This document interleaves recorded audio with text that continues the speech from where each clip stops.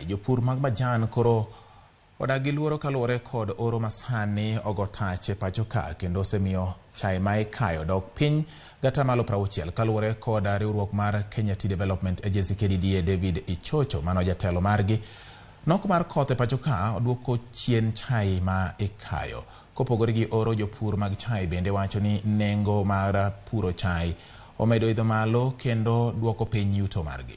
Kolose gwenge mag Gadhomi County ma Gatundu South County ma Kiambu kama masira mar mach onomuoch kendo wang'o bunge madhi 600 mag chai kata puothe madhi 600 mag chai.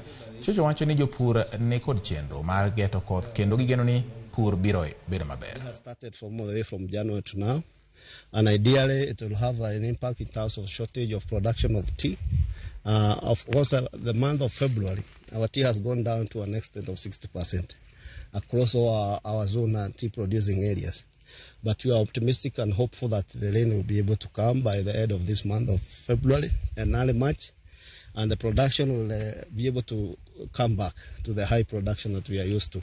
Na tunasisitiza kwa wakulima wetu wote katika nchi yetu ya Kenya ya kwamba hii ukulima yetu inaweza malizwa na hii mambo ya moto.